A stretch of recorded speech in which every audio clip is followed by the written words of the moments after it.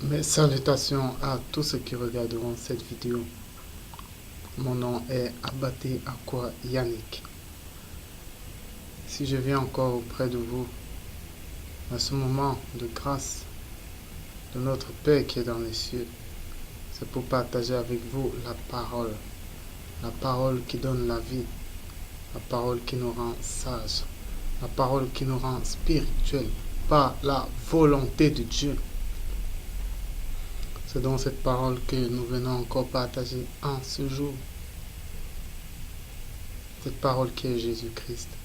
Cette parole qui est le pain de vie. Cette parole qui est notre Dieu. Cette parole qui est tout pour nous. Cette parole qui est notre souverain bien.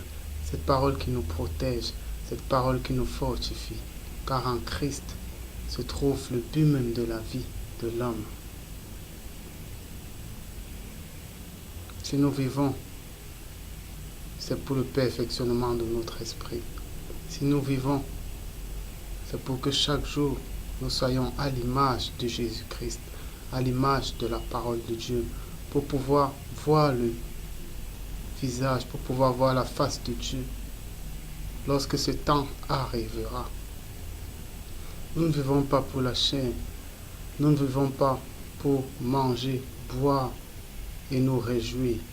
Nous ne vivons pas pour faire comme le monde, grandir comme le monde, mourir comme le monde. Mais nous vivons pour être spirituels. Nous vivons pour revêtir la parole de Dieu, pour revêtir Jésus-Christ. Aujourd'hui donc, c'est encore un moment pour nous permettre de nous édifier, pour nous permettre de nous nourrir spirituellement, en vue de notre croissance, de l'être spirituel et de la circoncision de l'être charnel, afin que l'ancien être n'ait plus aucune autorité sur l'âme et sur l'esprit, mais que seule la nouvelle créature soit en Jésus-Christ, conduite par l'esprit. Aujourd'hui donc, nous allons encore passer ce moment ensemble, et avant de commencer, nous allons nous recommander à notre Père qui est dans les cieux, sans lequel rien n'est possible. Sans lui, rien n'est possible. C'est lui qui met en nous le vouloir et le faire. C'est grâce à lui que nous pouvons parler. C'est grâce à lui que nous sommes en santé. C'est lui qui nous protège. C'est lui qui veille sur nos paroles. C'est lui qui nous garde de mauvaises pensées et des mauvais désirs qui font la guerre à nos âmes. C'est lui qui nous garde irrépréhensibles dans notre être tout entier, à savoir l'esprit, l'âme et le corps. Nous ne pouvons rien faire de nous-mêmes, mais c'est uniquement par le Père. Et en sa parole, qui nous taille, qui nous émonde, que nous sommes ce que nous sommes. C'est pourquoi en tout temps, rendons grâce au Père pour ce qu'il a fait de nous, pour ce qu'il continue de faire de nous, pour son amour envers nous, pour sa miséricorde qu'il renouvelle pour nous, jour après jour, et pour ce moment qui rend encore possible. Père très saint, toi le Dieu très haut, toi le Dieu tout-puissant, toi le Père éternel, toi qui es au-dessus de toutes choses, au-dessus de notre entendement, au-dessus de notre compréhension, toi qui es au-dessus même de ce que nous croyons être élevé, parce que tu es Dieu. Tu es le Dieu même sur ta parole. Tu es le Dieu de notre Seigneur Jésus-Christ. Mais dans ton grand amour, tu as voulu que nous te connaissions par ta parole, par Jésus-Christ. Et nous te rendons grâce pour ta parole qui est avec toi et qui est toi. Nous te rendons grâce pour Jésus-Christ. Nous te rendons grâce pour les fruits de ton Esprit Saint en nous. Nous te rendons grâce pour ton amour que tu abondes tous les jours de notre vie et de ta miséricorde que tu seras bon dans nous. Mon Dieu, nous te rendons grâce pour les fruits de ton Esprit Saint. Nous te rendons grâce pour ta sagesse, pour la connaissance, pour l'intelligence que tu nous accordes. Nous te rendons grâce d'avoir fait de nous, parmi des milliards de personnes, les porteurs de ta parole. C'est une grâce immense. C'est pourquoi, mon Dieu, éloigne-nous de l'orgueil, éloigne-nous de l'élévation, éloigne-nous de l'avarice, éloigne-nous de la médisance, éloigne-nous de la jalousie, éloigne-nous des fruits de la chair, mais conduis-nous en tout temps dans les fruits de l'Esprit, afin que nous soyons tes lumières, afin que par nous, par Jésus en Jésus-Christ, par ta parole que tu as fait vivre en nous, Père très saint, que les autres voient que c'est encore possible de changer, c'est encore possible d'être converti, c'est encore possible de marcher en nouveauté de vie. Mon Dieu, et qu'ils s'examinent et qu'ils rentrent à la maison, que le cœur de pierre soit brisé pour devenir des cœurs de chair, mon Dieu, afin qu'ils se répandent pour goûter à ton amour. Père très saint, tu en es digne, tu es digne de l'adoration. Toi seul es digne d'être élevé. Tu es digne de recevoir les louanges, de recevoir l'honneur, de recevoir la gloire, car toi seul es Dieu. Papa, sois magnifié, sois honoré, sois glorifié. À toi la sagesse, à toi la puissance, à toi la force, et à toi les actions de grâce, au nom de ta parole, qui est esprit et vie, au nom de notre Seigneur Jésus-Christ de Nazareth. Amen. Aujourd'hui, nous allons partager sur un nouveau thème, à savoir le travail. Qu'est-ce que le travail? Pour bien comprendre ce que c'est que le travail, nous allons rentrer dans la Genèse. Dans la Genèse, après qu'Adam soit tombé, eh bien Dieu a dit à Adam qu'il travaillera à la sueur de son front. Il va travailler à la sueur de son front. Mais ça, c'était lorsqu'Adam a transgressé la loi de Dieu. Maintenant, Christ est venu. Il est venu avec la parole. Il a manifesté la parole de Dieu. Et cette parole nous transforme. Elle nous fait rentrer à l'Adam avant la transgression. L'Adam avant la transgression, qu'est-ce qu'il faisait? L'Adam avant la transgression, il travaillait déjà. Mais il ne ressentait pas la peine de son travail. Parce que son travail visait une seule chose. Il était le représentant de Jésus-Christ dans l'astral, parce qu'il était l'image du Christ. Et lorsqu'il a connu sa chair, il est devenu le représentant de Dieu dans le physique. C'est l'homme qui représente Dieu. C'est pourquoi l'Esprit Saint ne peut pas habiter dans les animaux. Il n'habite que dans l'homme. Parce que c'est l'homme qui réconcilie la création tout entière avec Dieu, parce qu'il est son représentant sur terre. Adam, avant la transgression, il travaillait. Adam donnait les noms aux animaux.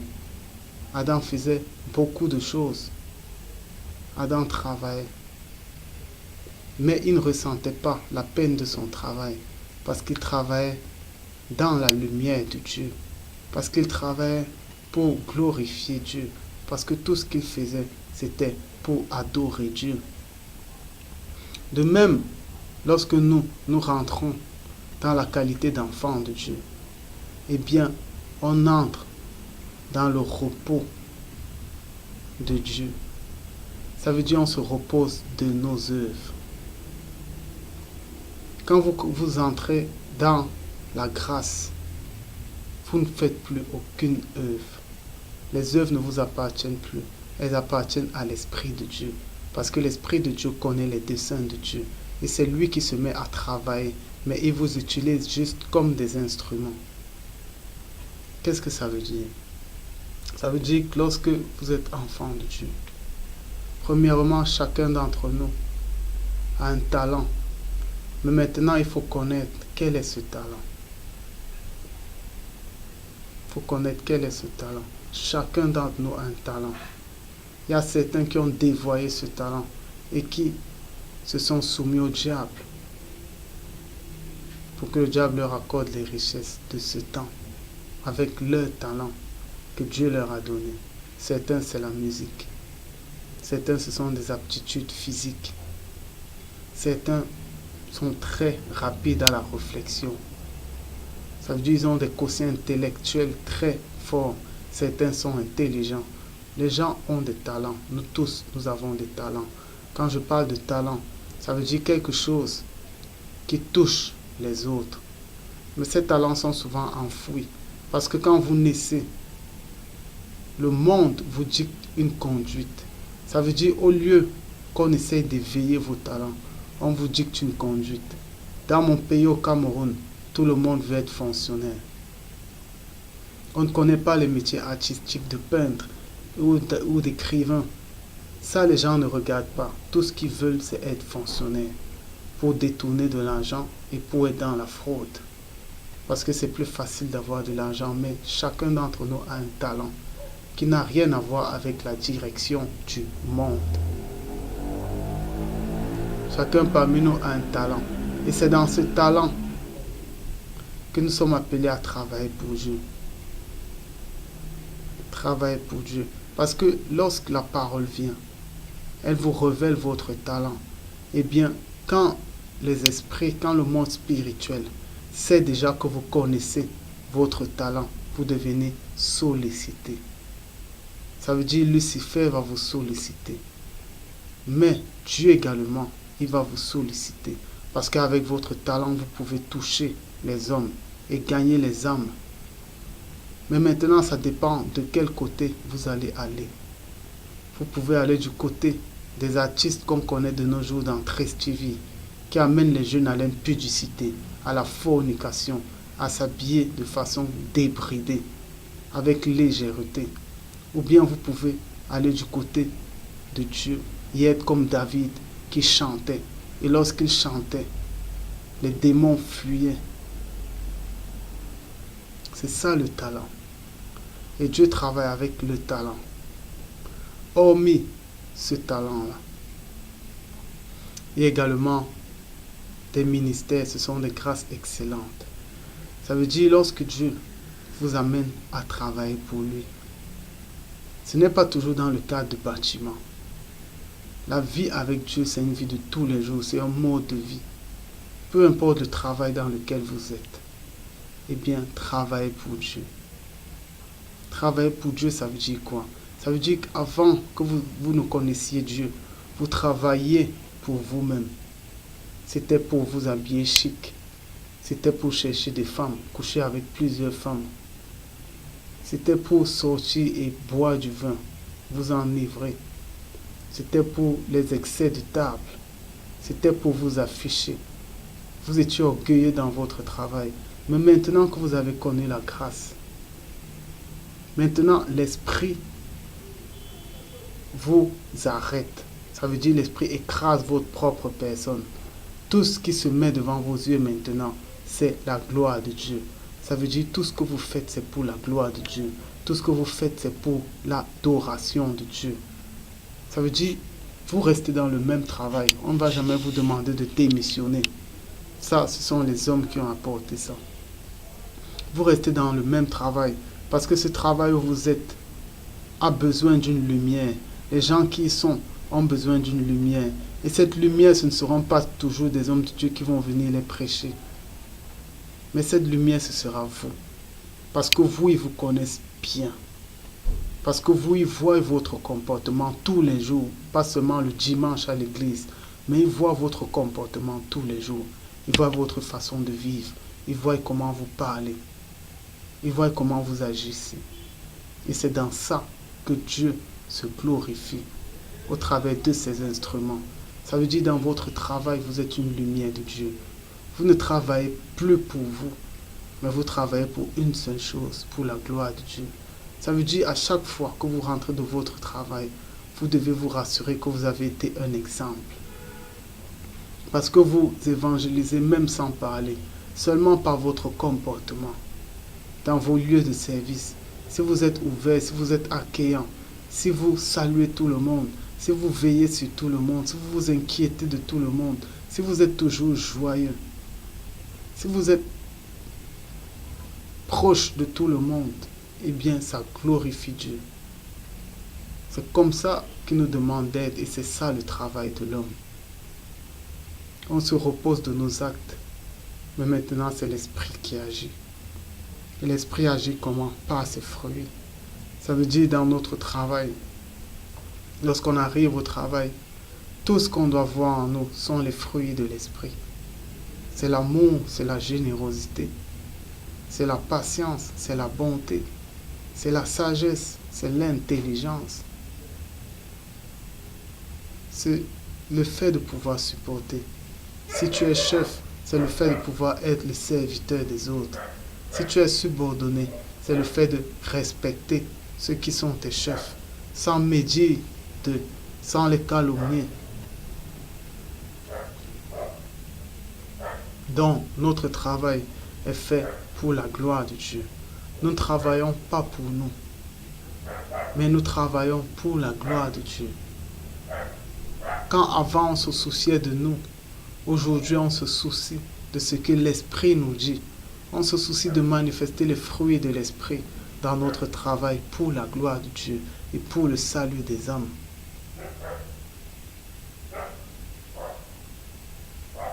Que celui qui ne mange pas, que celui qui ne travaille pas, autant pour moi, ne mange pas non plus. Tout enfant de Dieu est appelé à travailler. Travailler. À travailler au milieu des païens. Parce que la parole doit être prêchée aux païens. Si vous êtes déjà en Christ, pourquoi on doit toujours vous reprêcher la même parole? Et je me rends même compte que dans ces églises, les gens sont bébés spirituels. Ça veut dire qu'on leur prêche la même parole, mais ils ne comprennent rien. Parce que dans le monde, ils adoptent un autre comportement. Mais les enfants de Dieu sont les lumières dans le monde. Ils sont le sel de la terre. Ça veut dire que ce sont les païens qui ont besoin de nous. C'est pourquoi c'est dans nos lieux de service que nous devons être des lumières. Et lorsque Dieu veut maintenant qu'on travaille ensemble, parce qu'ensemble nous sommes plus forts, et bien dans ces lieux de service-là, il va vous réunir, vous les véritables enfants de Dieu. Il va vous réunir pour que vous vous assembliez, pour que vous priez pour ce lieu. Arrêtez de dire que le travail c'est dans les bâtiments. Vous donnez de l'argent pour les bâtiments.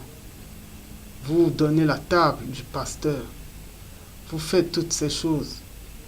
Mais votre travail dans le monde, où est-il passé? Tout ne se limite pas au bâtiment. C'est le monde qui a besoin de la parole. Il y a encore des âmes à sauver et elles sont nombreuses. Mais parce qu'elles ne voient rien, elles ne voient aucun fruit. Tout ce qui est dans leur tête maintenant, c'est que les églises, ce sont des endroits de corruption. Les pasteurs, ils s'enrichissent. C'est la fraude. Ils couchent avec leurs fidèles. Aujourd'hui, c'est ça. À cause de ces endroits, le nom de Christ est blasphémé. Mais les véritables enfants de Dieu, ils sont là. Et l'église véritable est là. Ne baissez pas les bras. Soyez les lumières de Dieu dans votre travail, dans votre famille. Parce que même dans votre famille, vous travaillez pour Dieu. En manifestant toujours les fruits de l'Esprit Saint. C'est ça le travail d'un chrétien. Ne regardez pas à votre travail, mais regardez au travail de Dieu. Si vous êtes dans une entreprise, ce n'est pas le travail de l'entreprise qui compte, mais c'est le travail de Dieu qui compte. L'entreprise n'est qu'un couvert, mais votre véritable travail, c'est de manifester les fruits de l'Esprit. C'est tout. Et lorsque vous le faites, vous allez vous rendre compte que vous serez élevé dans votre travail. Parce que votre chef va se rendre compte que vous êtes intègre. Et de nos jours, même s'il y a la fraude, quelqu'un d'intègre, il frappe toujours à l'œil. Il frappe toujours à l'œil. Alors travaillons pour Dieu. Travaillons pour Dieu. Le travail également, hormis le cadre de la vie sociale, le travail également spirituel. Travaillons. Exhortons-nous tous les jours entre frères parce que ça nous édifie. Entre frères et sœurs, prions les uns pour les autres. Travaillons. Persévérons dans la recherche de la parole, que ce soit dans la lettre, dans la Bible, que ce soit dans les exhortations entre nous, que ce soit dans l'enseignement. Travaillons spirituellement, travaillons pour Dieu, pas l'esprit, parce que c'est l'esprit qui nous permet de travailler pour Dieu. Tant que l'esprit ne permet pas, vous ne pouvez rien faire. Et lorsque vous faites de votre propre force, vous allez vous affaiblir. Vous serez envahi de fatigue. Marthe, elle faisait les choses d'elle-même. À un niveau, elle se sentit lasse. Et elle s'est plainte. Voilà ceux qui veulent travailler pour Dieu, mais qui le font charnellement. À un certain niveau, ils vont toujours se plaindre. À un certain niveau, ils vont se sentir fatigués. Et lorsqu'on est fatigué, on ne peut que s'arrêter. Mais lorsque tu travailles pas à l'esprit, ce n'est plus toi qui agis, mais c'est Christ qui agit. C'est pourquoi toi, tu es en repos. Toi, tu es en repos. En fait, tu ne peux pas éprouver de fatigue parce que tu es en repos. Et Christ ne se fatigue pas. C'est pourquoi quelqu'un qui travaille vraiment pour Dieu, c'est difficile qu'il se fatigue. Mais si tu travailles de tes propres forces, eh bien, c'est de l'énergie que tu retires. Si tu te retrouves dans des lieux où l'esprit ne t'a pas envoyé et tu dis que tu travailles pour Dieu, eh bien, tu seras surpris. Parle aux femmes. Aujourd'hui, vous êtes plus animés, plus zélés que les hommes. Vous voulez porter la parole, même si cela n'est pas pour vous. Mais on ne juge personne. Ne vous retrouvez pas dans les chambres avec des hommes. Ne vous retrouvez pas dans des maisons isolées avec des hommes. Vous ne savez pas ce qui va arriver. Et vous allez dire que c'est Dieu qui vous a envoyé. Dieu ne vous a pas envoyé. Si vous êtes violé dans ces endroits, en prenez-vous à vous-même. Si une femme veut parler de Dieu, qu'elle cherche à être avec un homme, ne vous retrouvez pas dans des endroits et dire que vous travaillez pour Dieu. Homme comme femme, ne vous retrouvez pas dans des boîtes de nuit et dire que c'est Dieu qui vous a envoyé. Vous risquerez d'être surpris. Ne vous retrouvez pas tard dans la nuit et dire que c'est Dieu qui vous a envoyé. Il y a des agressions. Qu'en tout temps ce soit l'esprit qui vous dirige. La nuit est faite pour dormir. La nuit est faite pour dormir. Au moins qu'il y ait des veillées de prière. Mais là, vous êtes sorti en soirée pour rentrer le lendemain. Vous ne marchez pas dehors la nuit. Les enfants de Dieu ne marchent pas dehors la nuit. Donc, veillons, soyons vigilants. Nous sommes en repos et c'est l'Esprit de Dieu qui travaille parce qu'il connaît mieux le dessein de Dieu. Il connaît mieux sa volonté.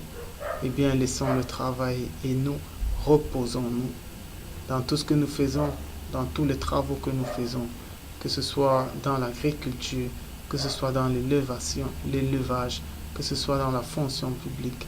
Eh bien, manifestons d'abord les fruits de l'esprit.